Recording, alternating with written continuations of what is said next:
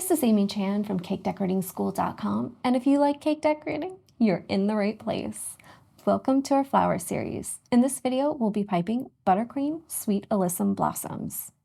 It's broken down into steps, so you can skip ahead, rewind, and rewatch as desired. We're going to make the colors for our Sweet Alyssum now, and we're going to make 3 colors. We're using all American-style buttercream, but you can use whatever kind you prefer. So if you like a Swiss or Italian, go for it.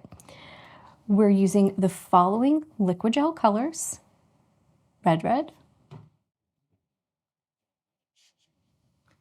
neon bright pink, royal blue,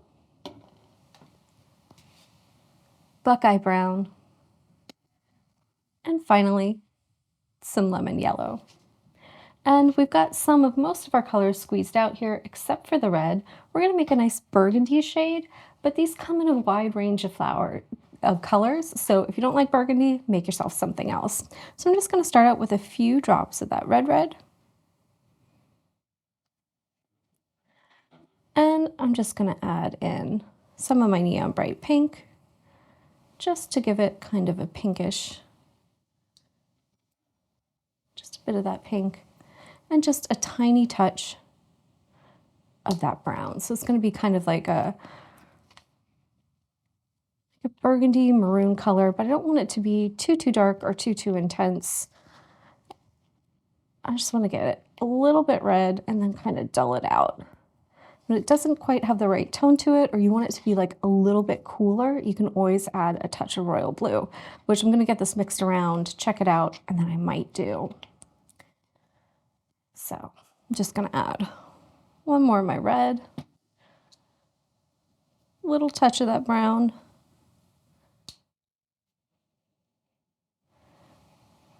and some more of that pink.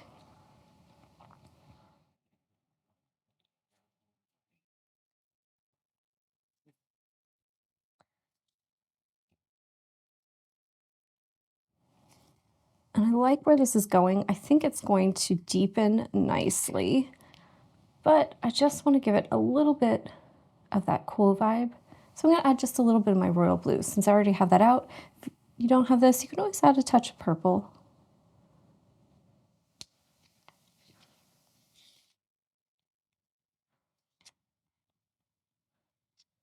And I'm looking to make kind of like a medium tone version of a burgundy that'll kind of deepen into a more intense color as the color develops,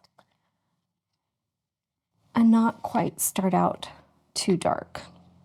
I don't want it to be super intense because I'm going to have a couple of colors going on there and I want them to read well next to each other. So it's more like if you took a burgundy and added some white to it to get almost like a medium kind of shade. And I think that's going to be lovely against the green and with the golden yellow that we're going to make. Next, we're going to make some green. And this one is going to be kind of like a mossy green. So I want to get started with some blue in there. So some of that royal. And a little heavier on the yellow.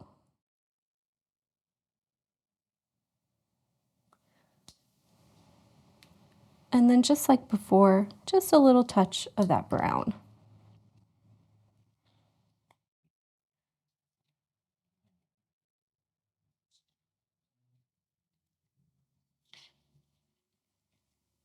I'm gonna give this a quick mix, check out where I am, and then we'll add some more color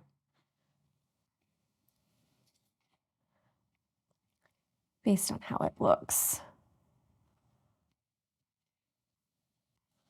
So not bad. I think I'm going to go with just a little more of my brown and a touch more of that yellow.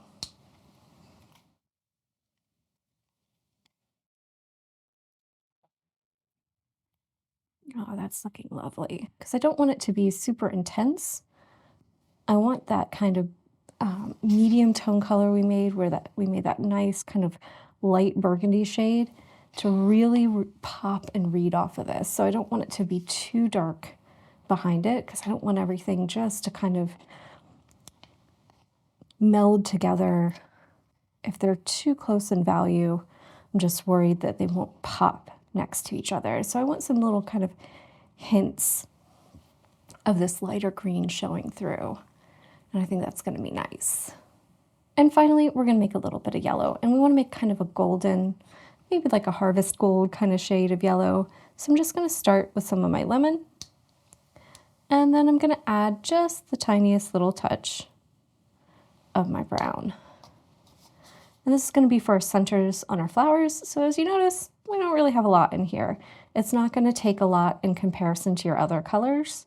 So definitely make less yellow.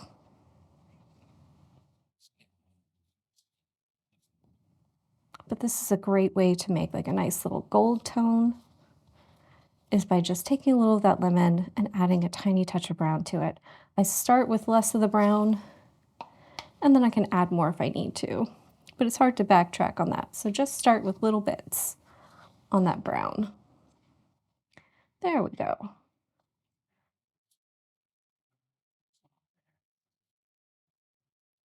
And I think comboed with our other colors, this one is going to make for a nice cheerful blossom. For this project, we are going to use 3 12-inch disposable decorating bags, and we're all using all of our colors with a single tip, so the tips are fitted directly in the bag without a coupler. For a green, we're using a number 12, so a large round opening. For a burgundy, we're using a 101, so this is a very small petal tip opening. And for our yellow, we're using a number 2, so any small opening like a 1 or 2 will do. Let's review the techniques we're going to use to create our sweet alyssum flowers. The first one is going to be a mound that we create with our number 12 tip. And we want to do something just a little bit different. We're going to start out making a dot, and then we're going to spiral around our dot, and then we're going to go up the sides and over the top. We're trying to make a nice kind of smooth gradient, make it a little bigger than normal, but we don't want a really steep angle or steep drop. Maybe slope would be the right word for this mound. So we want to kind of create a nice gradual curve to it. So to get started, straight up and down, up off the surface, we're going to squeeze, let that frosting connect, and then instead of stopping, we're going to pull out to the side, go around nice and slow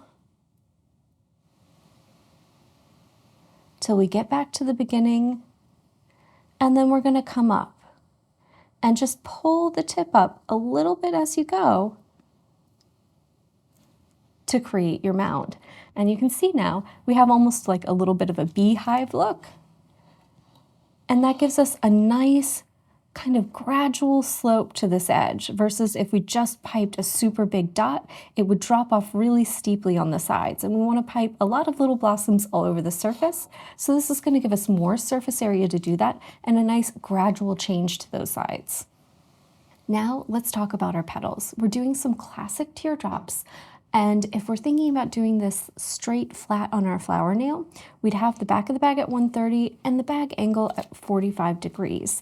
And we would pull out, rotate, and pull back.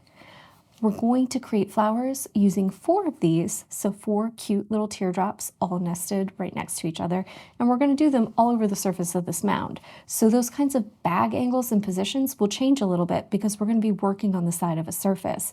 So don't get too fixed on those. Just creating little teardrops. Get in there at whatever angle you can, whatever position works, and change based on where you are on that mound.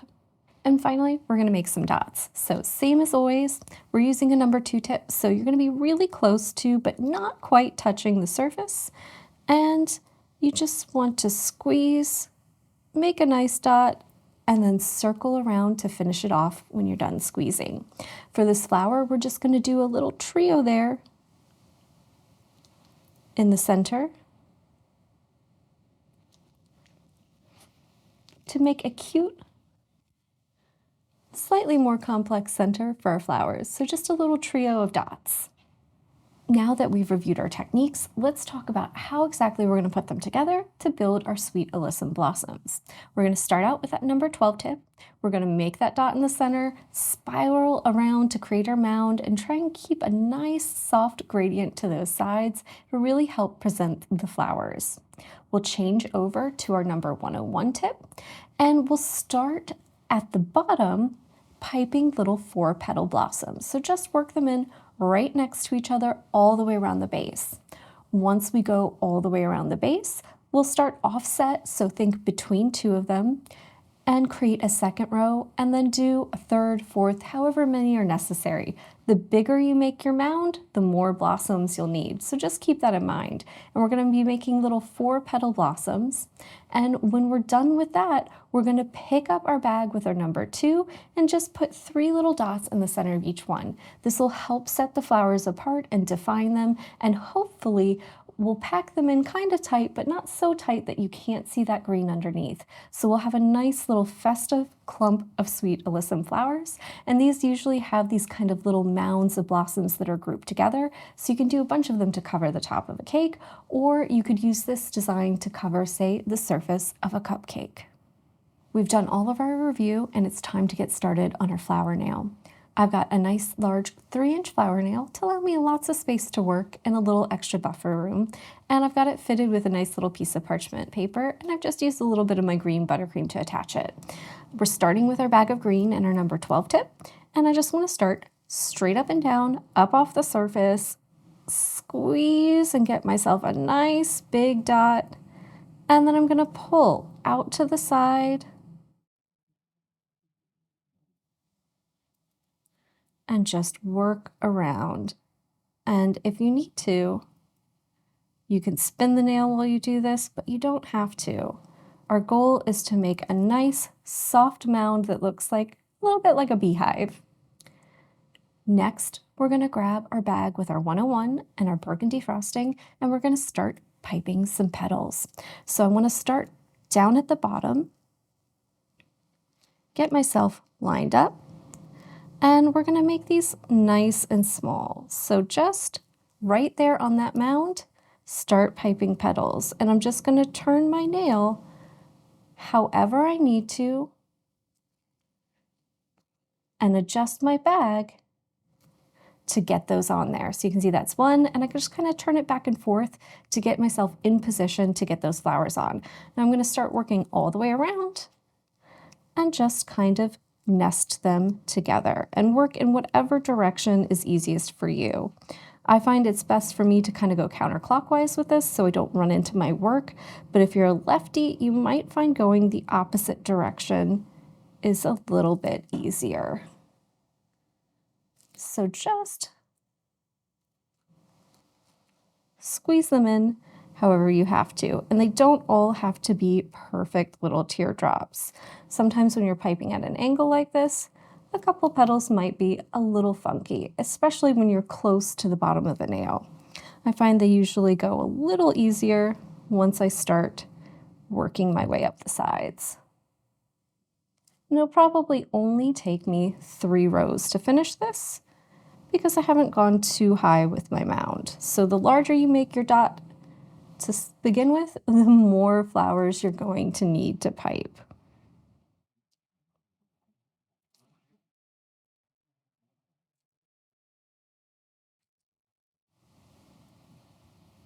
And if you get back to the beginning and you can't fit in 4 petals, just do 3 or 2 or whatever the space allows you. Don't worry too much about everything being perfect. I think I'm going to just get 3 in there on that last one, but you can see I've got a single row all the way around the bottom. I'm just going to readjust myself and start working on a second row on this mound.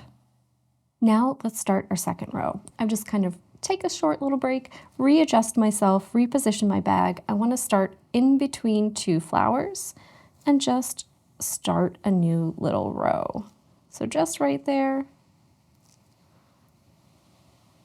And it's a little easier to get into position on the second row because it's closer to being flat. So just spin, and anywhere you can, nest in a little flower. Sometimes I'll skip a space between 2 just because there isn't quite enough room, and that's nice. It lets a little more of that green poke through, which is a nice little accent. And don't be worried if some of them overlap. It'll just make them nice and full looking. And as you can see, it's probably only going to take me 3 little rows to finish. So 2 concentric circles, and then I'll probably get 1 or 2 blossoms in the center. That'll be normal. If you've done a larger mound, you might be able to get 3 or 4. Just do whatever you need to fill in the top surface.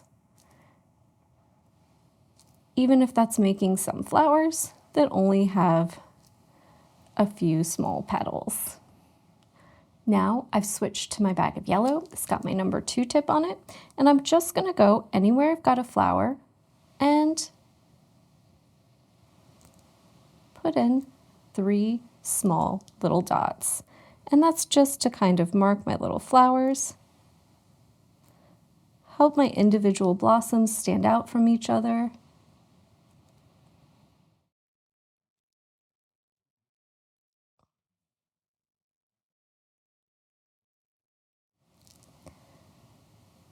And set the whole thing off. So the red kind of melds together and you can kind of lose the look. So just go in and put those little dots in the center and you can see you get more of the look of flowers once they have those little centers. I find this is true with these and also with hydrangeas when I do them. It starts to all run together, and then as soon as you put that little dot in the middle, they start to look like blossoms, and it starts to kind of help separate them, and it gives your eye something to kind of track and help differentiate.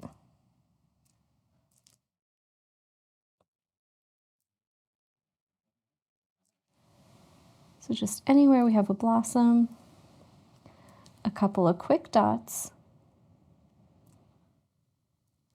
to finish it off. And there we have an adorable little clump of sweet alyssum. If you enjoyed this lesson and you'd like to check out some others, try checking out our video on basic roses. Or if you'd like more of a challenge, maybe try our video on hydrangea flowers. If you enjoyed this video and you'd like more about the cake decorating materials and equipment we use, or just some inspirational videos about cake decorating itself, you can follow us on Insta or YouTube at Cake Decorating School. If you'd like to know more about yearly membership and what it entails, you can go to www.cakedecoratingschool.com for more information. And if you're interested in these products, you can check the links in the description.